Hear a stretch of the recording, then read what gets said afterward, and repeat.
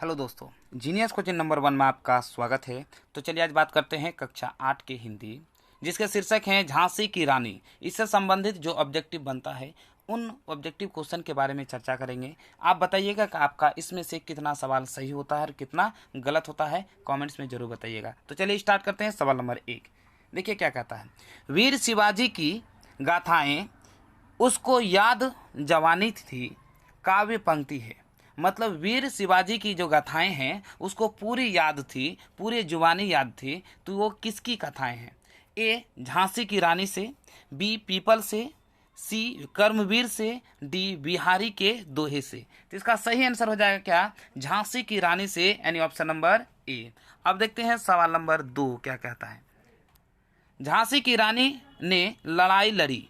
ए औरंगजेब से, बी शाहजहां से, सी अकबर से, डी अंग्रेजों से। तो झांसी की रानी जो लड़ाई लड़ी वो किससे लड़ी? अंग्रेजों से, यानी ऑप्शन नंबर डी। क्या हो जाएगा? Option number D. अब देखते हैं सवाल नंबर 3। पुरानी तलवार कब चमक उठी? पुरानी तलवार कब चमक उठी? ए सन 70 में, बी सन 40 में, सी सन 57 में और डी सन 55 में। तो इसका सही आंसर हो जाएगा क्या? सन 57 में। यानी सन 57 से ही हमारा देश का जो आज़ादी के लिए लड़ाई लड़ना चालू कर दिया था, तभी से चालू कर दिया 1857 से, है ना।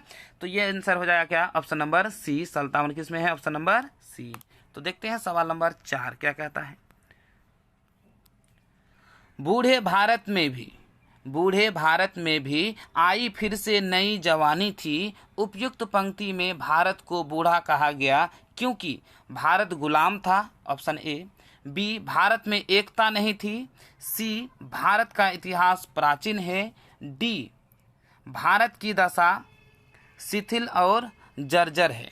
क्या है? शिथिल और जर्जर हो चुका है। जो भारत का जो व्यवस्था है वो क्या है? शिथिल और जर्जर हो चुका है, इसीलिए उसे क्या किया गया? ये बात कही गई।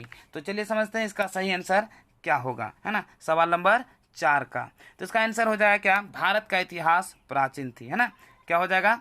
बोला क्या? ये फिर भी नई जवानी थी। ये बूढ़ा कहने का मतलब ये हुआ कि भारत का जो इतिहास है वो क्या है? प्राचीन है। अब देखते हैं सवाल नंबर 5 क्या कहता है। पाठ्य पुस्तक में सुभद्रा कुमारी चौहान द्वारा रचित कविता है।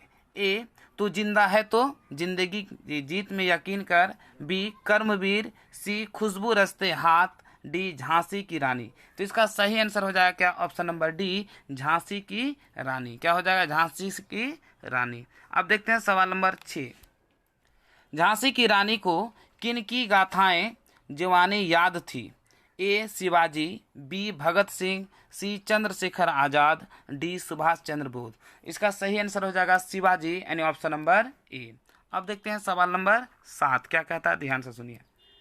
प्रसिद्ध कविता झांसी की रानी के कवित्री कौन है? मतलब उसका लेखिका कौन है?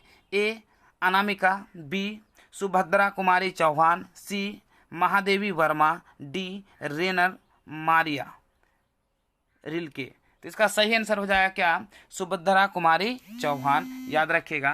तो आंसर हो जाएगा क्या? Subhadra Kumari Chauhan, option number B.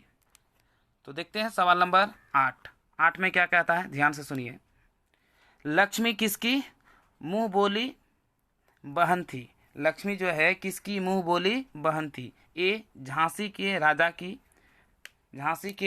की, बी लखनऊ के नवाब के, सी कानपुर के नाना की, डी शिवाजी के। यानी किसके मुंह बोली बहन थी? तो इसका सही आंसर हो जाएगा ऑप्शन नंबर डी शिवाजी के, sorry option number C Kanpur के नाना की। क्या हो जाएगा? कानपुर के नाना की।